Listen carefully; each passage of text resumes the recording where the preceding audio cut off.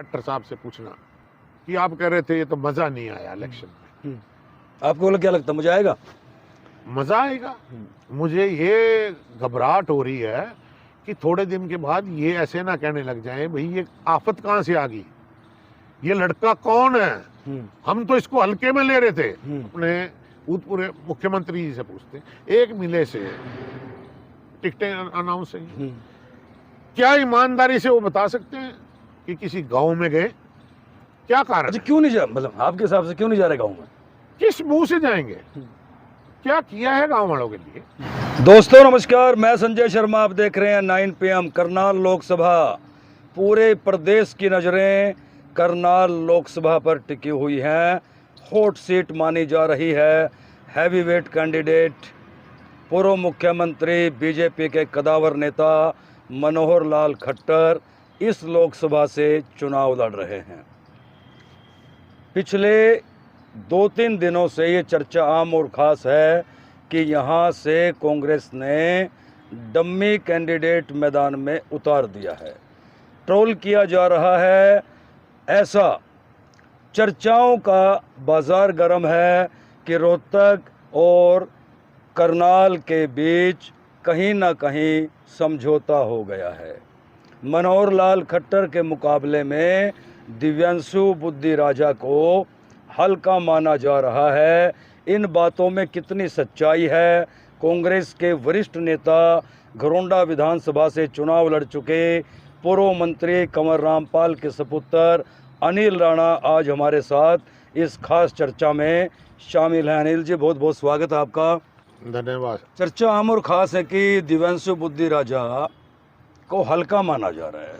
मनोहर लाल खट्टर के मुकाबले में डम्मी कैंडिडेट, ऐसा प्रचार किया जा रहा है। आपको क्या लगता है? देखिए शर्मा जी, पहले तो मैं अपने शीर्ष नेतृत्व का धन्यवाद करना चाहूँगा, राहुल जी का, खड़के जी का, सोनिया जी का।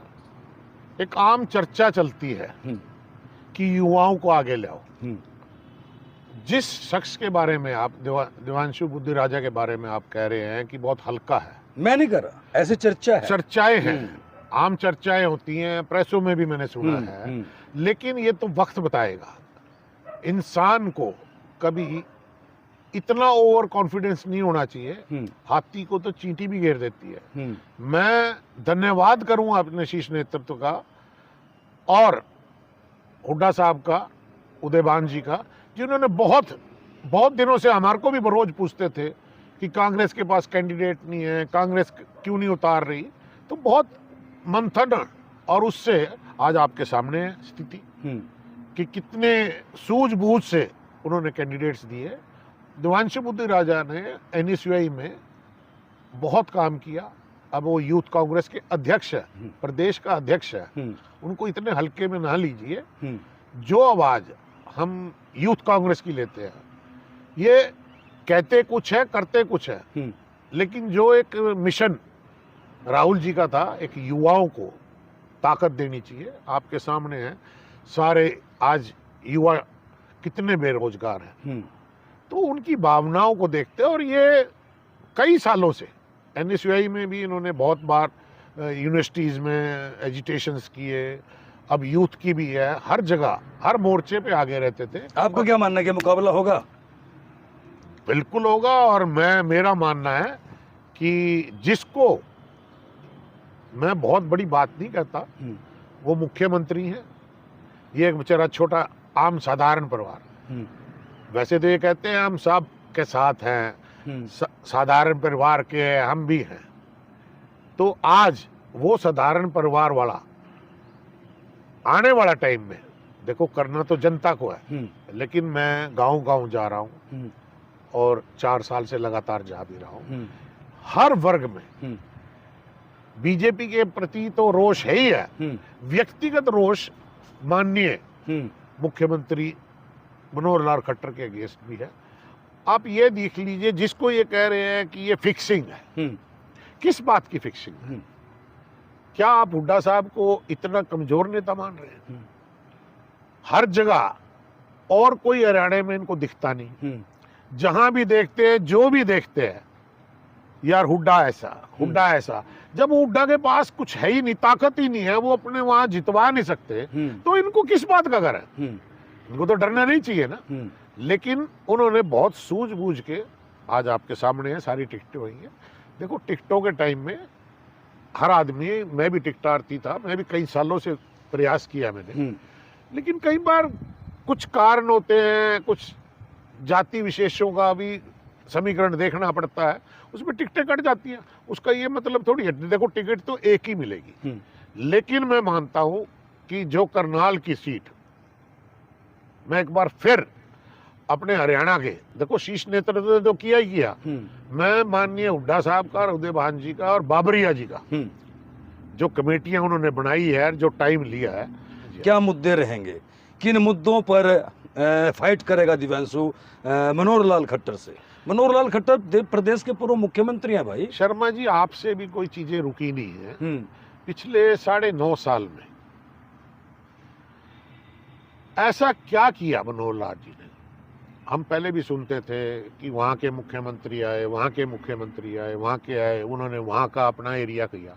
चलो, मैंने माना कि मुख्यमंत्री का हक भी ज्यादा होता है और वो उस एरिया में। 9.5 साल में आपको तो मैं देखता हूँ हर जगह घूमते भी हो, मुझे कोई एक ऐसी विशेष चीज बता दीजिए जो माननीय मुख्यमंत्री मनोहर लाल जी ने इस करनाल को सौगात के तौर पे दिया हो। कुछ नहीं। हर जगह बेरोजगारी चरम सीमा पे। युवाओं की बात करते हैं तो युवाओं का रोजगार कहाँ है? आप मजदूरों की बात देख लीजिए, किसानों की बात देख लीजिए, उनका बुरा हाल है।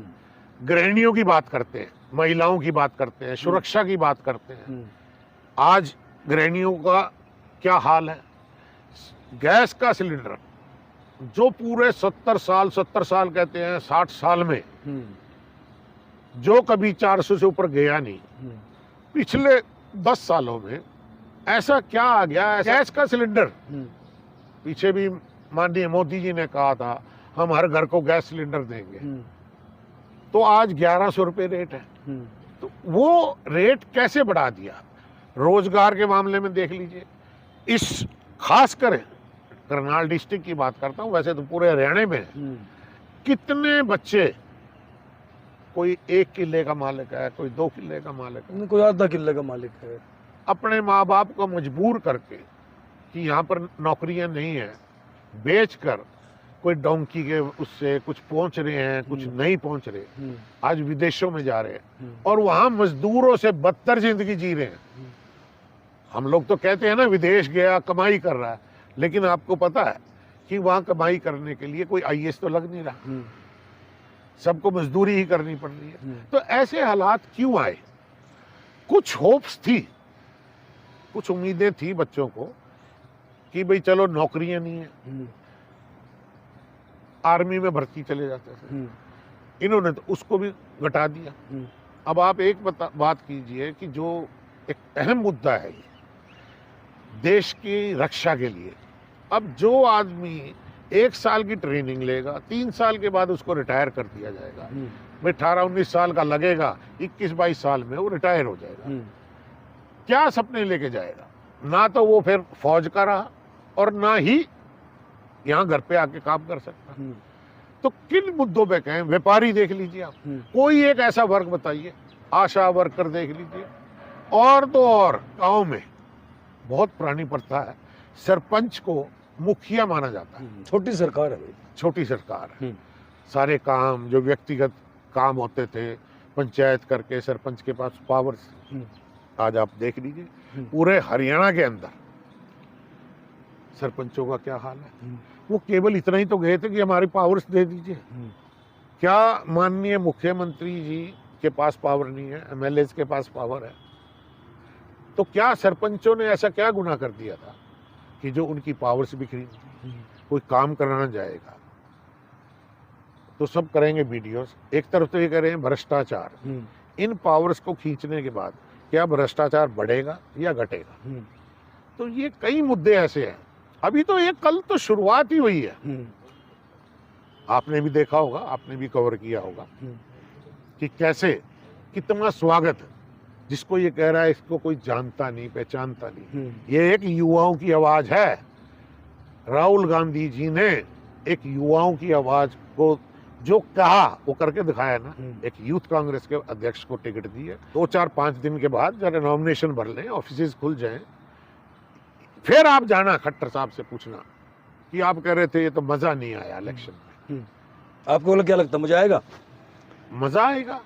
मुझे ये घबराहट हो रही है कि थोड़े दिन के बाद ये ऐसे ना कहने लग जाएं भाई ये आफत कहां से आ गई, ये लड़का कौन है, हम तो इसको हल्के में ले रहे थे लेकिन ये तो सिर पे ही बैठ गया। आप देखना अभी मूवमेंट चालू हुई है और एक हफ्ता तो टपने दो। मैं आपसे ही पूछता हूं, बीजेपी ने 1 महीने से, औरों की बात छोड़ो, हम तो अपने भूतपूर्व मुख्यमंत्री जी से पूछते हैं, 1 महीने से टिकटें अनाउंस हैं। क्या ईमानदारी से वो बता सकते हैं कि किसी गांव में गए, कहीं वोट मांगने गए? क्या कारण? अच्छा, क्यों नहीं जा, मतलब आपके हिसाब से क्यों नहीं जा रहे गाँव में? किस मुंह से जाएंगे? क्या किया है गांव वालों के लिए? हर वर्ग, मैक्सिमम किसान रहते हैं, 36 बिरादरी के लोग, किसी से भी पूछ लीजिए आप, चाहे उसमें गरीब तबका हो, उन लोगों को तो कागजों में उलझा दिया। फैमिली आईडी, पोर्टल, किसी की पेंशनें काट दी। अब फिर कह रहे हैं कि नहीं नहीं अभी बना देंगे। तो अब इलेक्शन आ गया तो अब क्यों बना रहे हो भाई? क्यों काटी? क्या कारण था? बनाई भी आपने, धांधलेबाजी भी आपने की। आज कह रहे हैं नहीं किसी ने गलत बनाई, किसी ने अच्छे बनाई। तो किस मुद्दों को लेके जाएंगे? किसानों को गोलियों से भून रहे हैं। क्या मांग रहे हैं गरीब किसान? मैं भी एक किसान परिवार से हूं, तो क्या मांग रहे हैं? जो चीज माननीय इनके प्राइम मिनिस्टर साहब ने कहा था एमएसपी की गारंटी, वो गारंटी पूरी क्यों नहीं हुई? आज जो कहते हैं पीएम साहब की गारंटी, गारंटियां तो पहले भी बहुत दी है। शर्मा जी आपको तो ज्यादा पता होगा। 15-15 लाख आएंगे, 2 करोड़ युवाओं को रोजगार दें, किसी को मिला? अब फिर कोई ना कोई जुमला। इनके होम मिनिस्टर साहब कहते हैं कि नहीं ऐसे 15 लाख तो आते ही नहीं थे। फिर क्यों बोला? इट मीन्स आपने झूठ बोला, पूरे हिंदुस्तान की जनता से झूठ बोल के एक सत्ता की लालच के लिए। और ये दूसरों को कहते हैं कि इनको तो सत्ता की लालच है। अरे उसको सत्ता की लालच क्या है? वो तो संघर्ष कर रहे हैं, पैदल मार्च कर रहे हैं। आज उनके लिए कह रहे हैं कि सत्ता की लालच है। जिन्होंने इस देश के लिए अपने दादी को, अपने फादर को कुर्बान कर दिया, उनको सत्ता की जरूरत होती है तो कब के सत्ता में बैठ जाते। जब माननीय मनमोहन सिंह जी को प्राइम मिनिस्टर, क्या राहुल जी को कोई रोक सकता था? सोनिया जी ने खुले शब्दों में कहा था ना मैं बनूंगी और ना ही मेरा बेटा। अगर सत्ता की लालच होती तो वो सत्ता करते। लेकिन इन्होंने उनकी छवि को खराब करने के लिए पता नहीं कितने करोड़, लेकिन ये जनता आज जान चुकी है। आज क्यों बुखलाए हुए हैं? घरोंडा विधानसभा आपकी अपनी विधानसभा है। हाँ जी, आप यहाँ से चुनाव लड़ते हैं, आपके पिताजी मंत्री रह चुके हैं, विकास पुरुष यहाँ विधायक जी को कहा जाता है। इस विधानसभा से दिव्यांशु की क्या स्थिति रहेगी? सीधा सा सवाल है मेरा आपसे। बड़े ज्यादा बोल नहीं मैं बोलता, बहुत ही अच्छे मार्जिन से इस विधानसभा से दिव्यांशु बुद्धू राजा जी को जीत दिलाएंगे। और जो आप विकास कहते, मेरे को वो विकास पुरुष कहते हैं ना, मैं विकास नाम से किसी को ढूंढता रहता हूं, लेकिन मैं चैलेंज करके कहता हूं कि घरोंडा विधानसभा से मेरा छोटा भाई है, उसको भी कह दिया इस हल्के में आने की जरूरत नहीं। मैं खुद दिव्यांशु बुद्धि राजा बनकर और अपने सारे वर्कर्स को कह दिया कि तुम दिव्यांशु बुद्धि राजा बनकर एक एक गांव जाओ, एक एक घर जाओ, घरोंडा हल्के से बाहरी मतों से जीतेंगे। और एक बात और, कांग्रेस में फूट, कांग्रेस में फूट, कहाँ है वो गुटबाजी? मैं तो आपसे पूछ रहा हूँ। मैं वही कह रहा हूँ, एसआर के गुट, भूपेंद्र हुड्डा गुट। कल आपने देखा होगा कौन से अलग अलग, किसी ने अलग अलग प्रोग्राम किया। कोई कह रहा है ये एसआर ग्रुप से है, ये उस ग्रुप से है, ये उस ग्रुप से है। कांग्रेस एक होगी क्या? कांग्रेस हमेशा से एक थी। ये तो आप लोगों ने हमारे को अलग अलग किया हुआ था।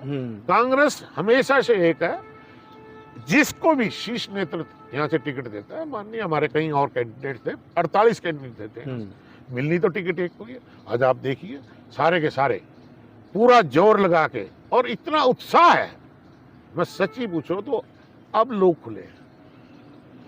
हमें भी शायद इतनी उम्मीद नहीं थी जितनी अब गाँवों में जा रहे हैं, जहां भी जा रहे हैं। और अब जैसे आएंगे गाँव में, आप देखना, आप साथ चलना हमारे साथ। प्रत्यक्ष को प्रमाण की जरूरत नहीं है। हरियाणा में क्या स्थिति रहने वाली है? हरियाणा में 10 की 10 सीटें जीतेंगे। 10 की 10? 10 की 10। ज्यादा बड़ा दावा नहीं है? नहीं, हम दावे खोखले नहीं करते। हम तो, अब आप ये देखिए, आपने कहा ये सबसे बड़ी हॉट सीट है करनाल। अगर इतने पॉपुलर थे, इनके पास तो बहुत कैंडिडेट्स हैं, तो ऐसा क्या हो गया था माननीय मनोहर लाल खट्टर जी के साथ कि 4-6 महीने पहले ही उनको मुख्यमंत्री शिप से हटा दिया। और नवाब सैनी जो एमएलए भी नहीं है, क्या इनके, जो ये हमारे को कहते हैं, क्या इनकी पार्टी में ऐसा कोई सीनियर नेता नहीं है जिसको मुख्यमंत्री बना सकते थे? सिर्फ ये एक जाति की राजनीति करते हैं, जाति समीकरण को करने के लिए भाई सैनी समाज को बता देंगे देखिए हमने आपके समाज का बना दिया, अदरवाइज कुछ भी नहीं। जिनका दावा है कि दिव्यांशु बुद्धि राजा करनाल लोकसभा क्षेत्र से भारी मतों से जीत हासिल करेंगे, इनका दावा है कि हरियाणा में कांग्रेस 10 की 10 लोकसभा पर विजय हासिल करेगी। इन्होंने साफ तौर से कहा कि जो दिव्यांशु को हल्का मान रहे हैं, वक्त बताएगा कि वो डम्मी हैं या मनोहर लाल से क्रमशः भारी। तो शेयर कीजिए हमारी अनिल राणा के साथ ये खास चर्चा आपको कैसे लगी, और चुनाव क्या रुख पलटने वाला है, आप भी अपनी राय जरूर दीजिएगा। वीडियो को शेयर जरूर करते रहें।